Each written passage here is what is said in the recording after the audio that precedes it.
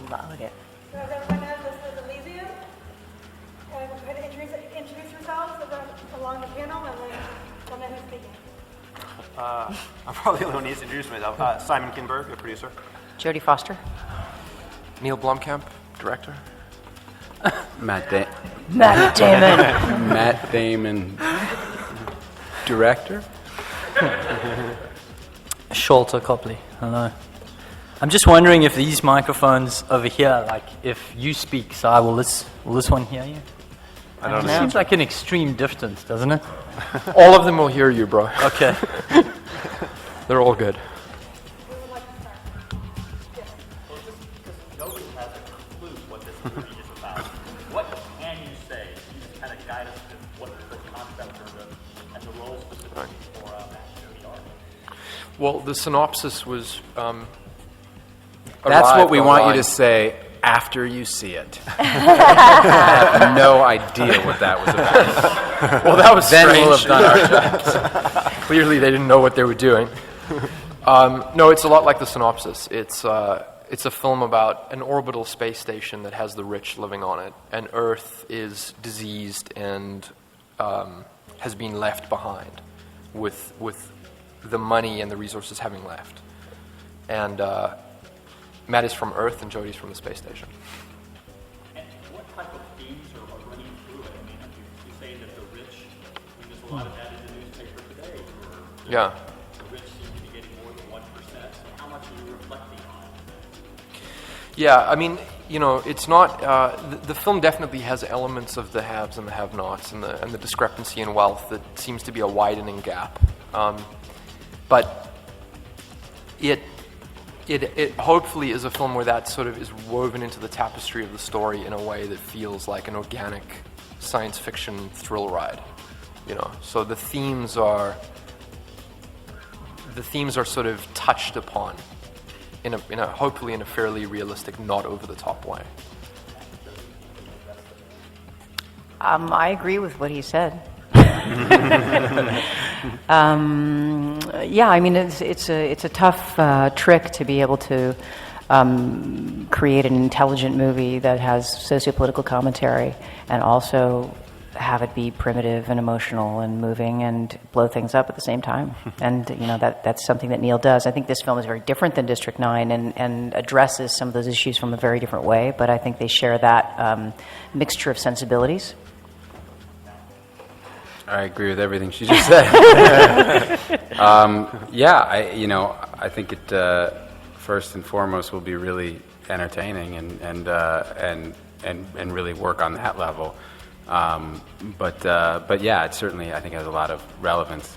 Funnily enough, the kind of the whole terminology of the 99% and the 1% wasn't even there when we started. I just remember Neill, the first time I met him, said, "Look, I grew up in South Africa and I emigrated to Canada when I was 18, and to go from the third world to the first world, at that age, absolutely, changed the way that I look at the world. And so, but this is the sci-fi world and the gore, all that stuff that's like the kind of stuff that he loves, and so what he's thinking about gets expressed that way,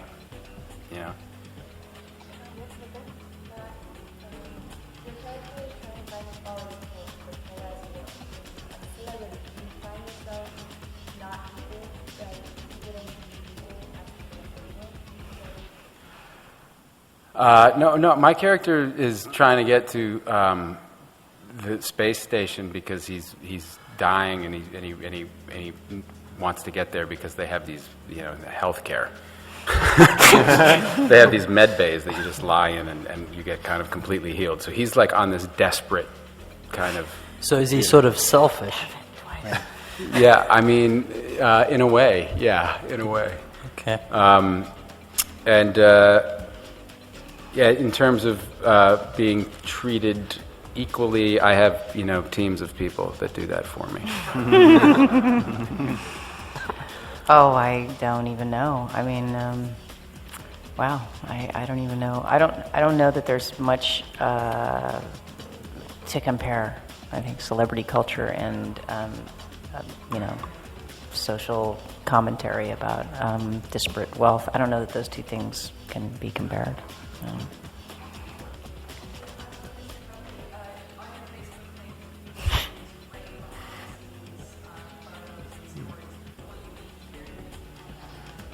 No. No, not on this one. The producer has spoken. No, I was able to do that on District 9 just because it was a smaller project, that I was involved with right from the beginning. And this one, there was, teams of people doing the behind-the-scenes pictures and stuff, so, yeah. But you can do it, though, once it comes out, Yeah, dude. I suppose I could, eh? Yeah, that would be cool. Okay, apparently I can. You can. The director says Once it comes yes, out, the yeah. producer says no. I'm in Hollywood, as it turns out.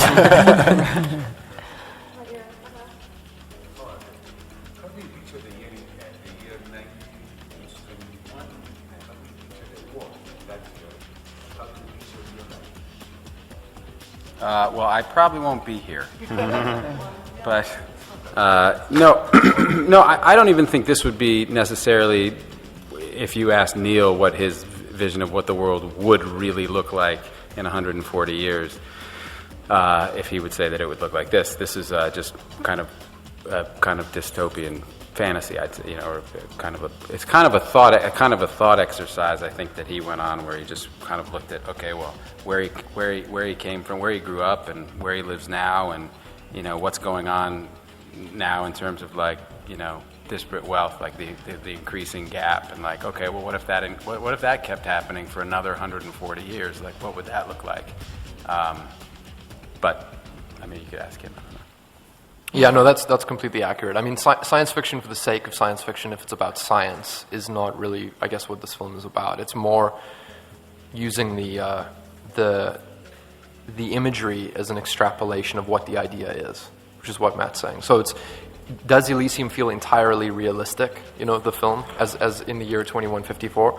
Probably not entirely realistic. It has elements that may be semi-realistic, but most of it comes from how do you turn the theme into visuals, into an idea. So it's somewhat a play on, not a perfectly exact representation of the future in my particular book.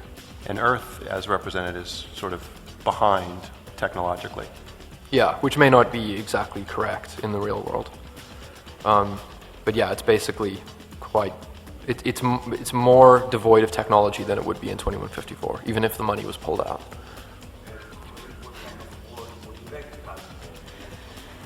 Wow. I don't know. I mean, this is an extraordinary time, and and there are lots of futurists. They were called futurists that spend their whole life trying to figure out who we're going to be in 40, 50, 60, 100 years.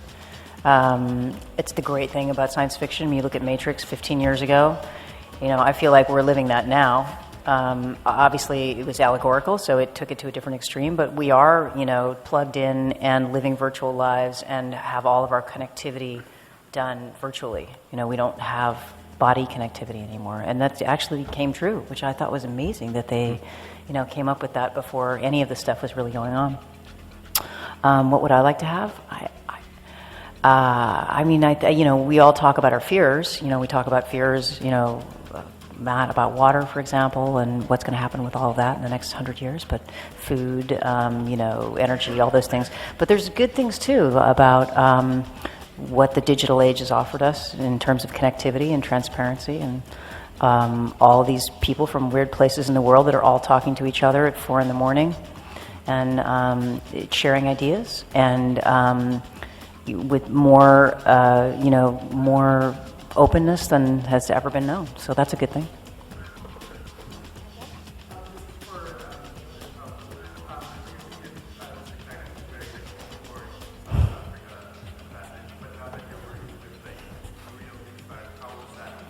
Disadvantaged.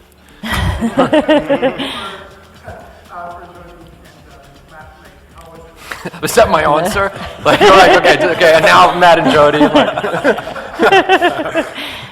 No, wait. Okay, so wait, what? So yeah, for you guys who are used to very working with each other and smaller budgets, how was it like working with He means about how scared I was of Matt Damon for the first week, just trying to adjust, generally, yeah. just psych myself up to face him in my character. Well, how was it for you, dude? For me, it was making this film was as enjoyable as making District 9. Maybe fractionally more enjoyable because politically it was more stable. Yeah, it wasn't as scary. Yeah, it wasn't exactly as scary. Like, basically, I had a very, I had an easy time because there's no, if the performances are just really good, your job as a director is incredibly, limited. You just kind of go to get coffees and stuff and like watch the video assist monitors. Which is really all he did. Yeah. So it was easy. Is my bottom line. Hanging out with Charles again though in a slightly different context was cool. I mean, there were moments that it definitely felt like we were doing parts of District 9 again when it kind of started for us, I suppose.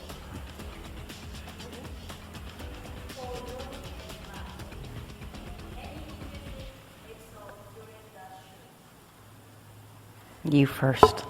Yeah, look, a lot of it was really interesting. I mean, I learned a lot. Like every time I work with a great director, I just learn a lot. And so to work with Jodie,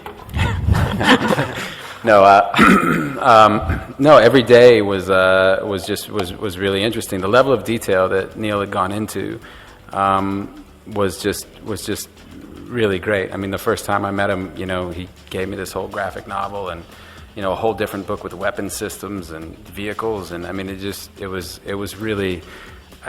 I looked at that stuff and I went home and told my wife, "There's no way I'm going to let this get away. I have to do this," and we planned our whole life around it because of it. So I feel really lucky. Like after I saw D9, I just. Neill immediately went to the top of the list of people that I wanted to work with, and I feel lucky that it came around so quickly to me.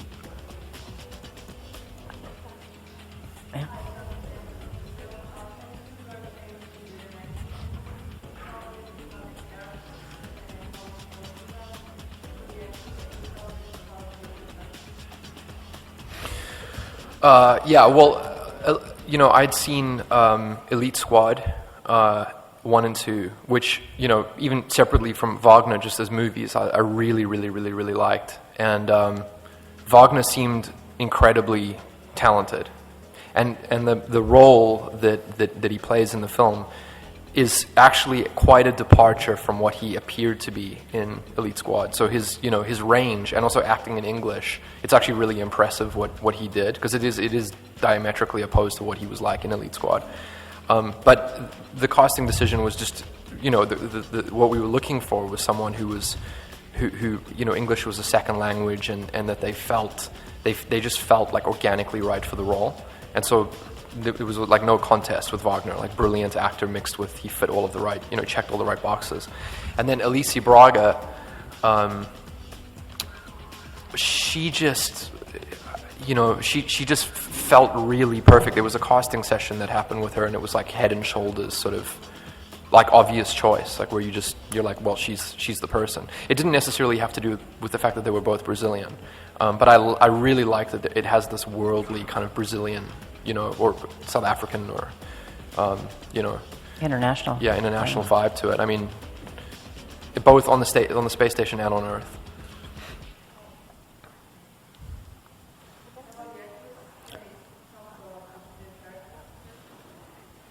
I play a guy on Earth who's just hoping to someday go to Elysium, kind of like everybody on Earth.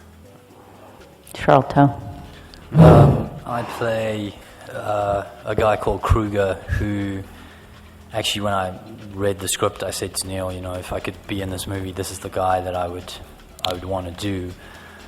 He's a, I suppose, special forces kind of black ops guy that hides out on Earth and essentially works for Jodie's organization. And when Jodie and the other politicians, can't solve problems by peaceful negotiation and chats, then they, call my guy on Earth, and he deals with the problems. So it was something very different for me, and something that, the last time I'd seen a really entertaining villain that I liked was Heath Ledger's Joker. And so I felt with this character that there was the opportunity to do something that wasn't, it didn't take itself too seriously. He's still very dark and very intimidating, but hopefully has a certain level of charisma and entertainment value to sort of present something that audiences really have never seen. I played him, thanks to Neill. Neill sort of let me, do my improv thing as I do every now and then, and it really gave me the chance to do something different, and hopefully people will enjoy it. I play a political figure who is very interested in keeping the habitat pure and trying to safeguard it from those pesky earthlings. Question for Jodie. Yeah. You share a lot of scenes with Matt, and is he the shy, quiet, reserved type that we know? I only had one scene with Matt, and in that scene he was very quiet because he was gagged. There's a lot of that was about it. History of science fiction cinema has evolved as culture has in the 50s and 60s. A future much brighter and possibilities endless. And as we have become a more cynical society now, science fiction is like that. Do you find, or will we find any hope in the future you're presenting? No. But also, I don't know. I mean, look at like War of the Worlds, and there's like the debate between utopias and dystopic science fiction is. I think they're pretty evenly balanced. I mean, I think maybe there's slightly less utopian stuff now. I agree with that, but I think the bad versions have been around for a long time too. But maybe there is a need to inject back some of the utopia. It's just that people that really are speculative fiction fans, speculative science fiction fans, where they want to get it right, and it's like transhumanism and all of the opportunities that we have with technology. Like, why don't we see more of that in cinema? It's like it's like boring because everybody is just there's no conflict really. So if there was a way to keep the utopian element and write in conflict, it would be appealing.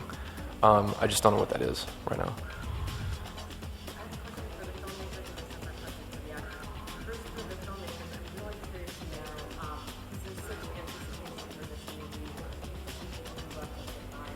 What would you say were just some of the reasons why it took this long to get to this point? The writing, how to rewrite, Like why it's taken 3 years instead of 2. and also for the actors, what was the key to understanding each of your characters emotionally? You talked a little bit about that. So in terms of like the out of curiosity. I don't. It's kind of a tough one to answer because on paper, I mean, I think that I started writing like a sort of a treatment for this at the end of 2009, which by the time I finished the film, which is in November, is precisely 3 years, but I've been working solidly all the time. There just seems to be. Like, it's not a $200 million film or a $300 million film, but it seems to be exponentially greater than District 9 in terms of just how much stuff there is in the film. There's so many different pieces and elements and ideas, and like the amount of stuff we had to design and the amount of stuff we had to build and the kind of visual effects we're doing, not necessarily the quantity, but the kind, like bringing this Taurus to life. It's just this absolutely relentless, you just have to like bulldoze through it. So I've been working, I'm sorry it wasn't quicker, but it's been like, I don't know, it's just taken that long. There hasn't been any roadblocks, it just sort of took that long. You also wrote another film at the same time. It was that. Yeah, in 2010 we wrote another film simultaneously, which was like, just kind of spontaneously happened. But I don't know how much time it took away from Elysium. I actually think it was a pretty normal period for a writer-director of a complicated movie to go from 3 years, release of the last film to release of the next film. That's actually a pretty fast gestation process. It's actually really fast. Yeah. If you're a writer-director. And I think why it may feel like it's slightly prolonged is because, as opposed to a lot of movies, especially this size, when we were shooting, we weren't courting publicity. It was the opposite.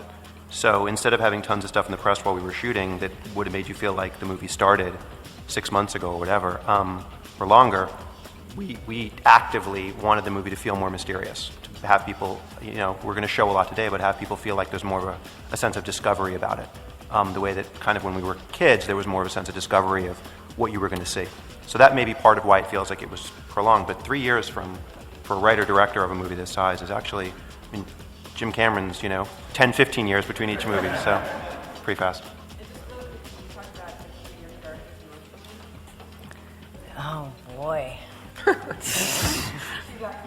That's a tough one. I don't know. Maybe I just don't do. I need to have like another 2 or 3 jobs. I need to actually see the movie.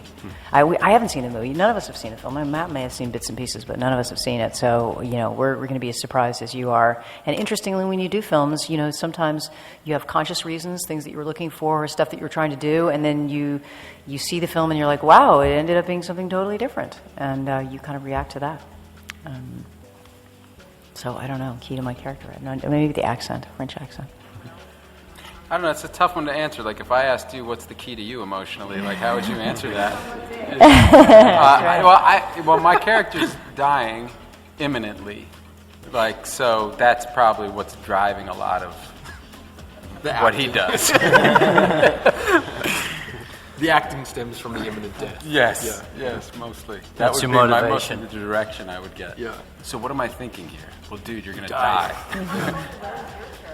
I think, the key for me was really playing a villain, to be able to access probably two parts of myself, because it was very different from roles that I've played before. And the one was kind of growing up in a very hard environment, in a very dangerous place, where I've been involved in, violent things happening and seen a lot of violence around me, and being able to be comfortable with the understanding that there is a certain level of violence that exists in the world. And then secondarily, to kind of almost see the world in quite a black and white way, in the sense that there are people that talk about things, and then there's people that have to actually go and execute the things that all of those people talk about. And so my key to my character's emotional state is I've got to go do things that are not necessarily pleasant, so that you can all have nice, safe little lives. Basically, that's his thinking. And doing those things that aren't pleasant can also sometimes, mess with your head a little bit. But you just, enjoy those cappuccinos and lattes, and we, do our thing. That's just where I had to come from to sort of be able to play someone who could do the things that he does.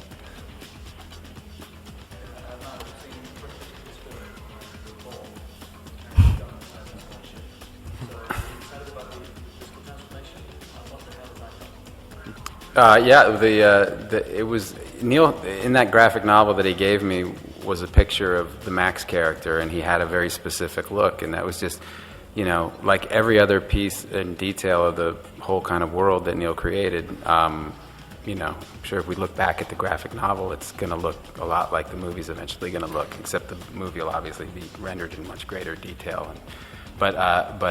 But yeah, Max had this certain look. He'd spent time in prison. He was supposed to have kind of a, just a bald, shaved head with tattoos and kind of muscle-bound guy. And I'd never really done anything like that, so it seemed like a good fit, And the gun was in the second book that I got, which was the weapons. Weapons catalog. That was the weapons catalog. That was the chem rail. And like every other gun in that, it had a whole, Neill and the guys at Weta Workshop kind of came up with all these things. And they worked, they made sense. All of these guns, they're like, you see these guys, and some of them have like battery packs on, and these really kind of gnarly weapons that obviously don't exist in the world that we live in, but you totally buy them when you see them. Just seeing them on set, you'd go like, well, that clearly looks like some horrible weapon that someone's going to invent someday. So yeah, again, it was just that level of detail with all these guys. You said that you took a break from writing this to write something else for a little while. In 2010, a lot of writers do that to clear their heads before they return to their original project. What can you tell us about what you took a break from writing? I didn't actually take a break.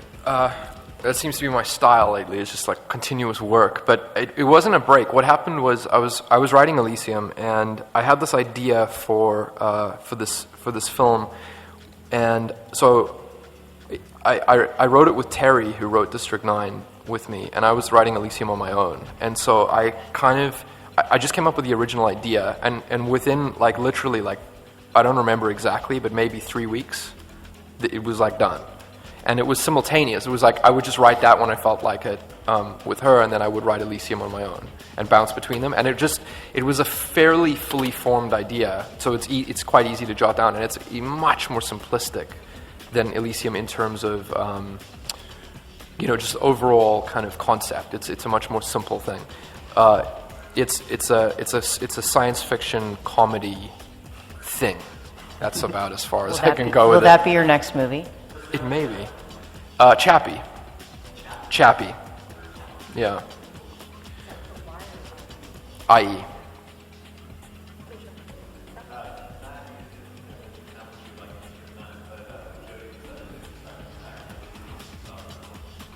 Yeah, I mean, I saw District 9 and I sort of just jumped up and said, this is a perfect film, and I want to find this guy and I want to work with him. That's actually kind of how it happened. And then maybe a little bit after that, honestly, I saw the script, and lo and behold, there was a role for a woman. Sounded good to me.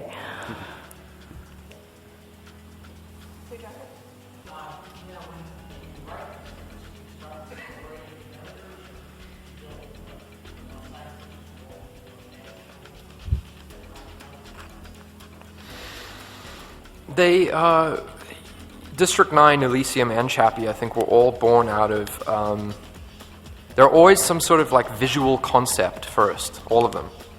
Like District 9, it was like wanting to see aliens living in Johannesburg, and Elysium was like the idea of the separation of rich and poor, and the images of this kind of space station separate from Earth, and a thematic separation that was visual.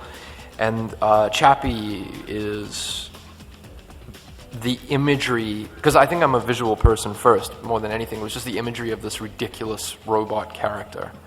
And it's much more comedy-based in an unusual setting.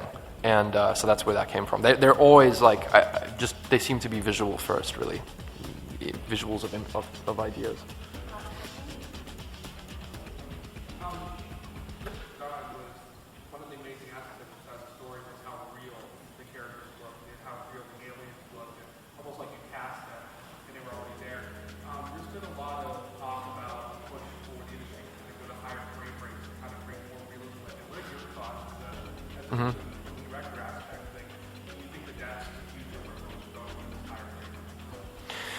Yeah, it's a really complex discussion. I mean, I think if you were to show a child who's like 6 months old right now a 48 frame per second film when they're 20, it would be as familiar to them as you watching like 24 frame per second HD. I think so. It's very much like a generational thing, but there may be kind of for people that are our age a kind of an alien quality to 48 or 60 FPS that distances you from it in a way that I'm waiting to see whether the audience gets behind or rejects, because it has such a hyper realism about it that the cinema may be taken away a little bit.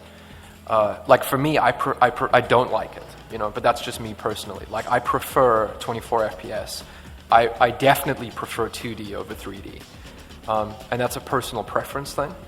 But the closer I am to cinema that I grew up with, where I feel like now I'm watching a film and I'm in the state of mind that I feel like I want to be in when I'm entering like a different world. I feel like that some of that really crazy high-res, high frame rate stuff separates me from it, and 3D sometimes has the same effect. Cool, thank you.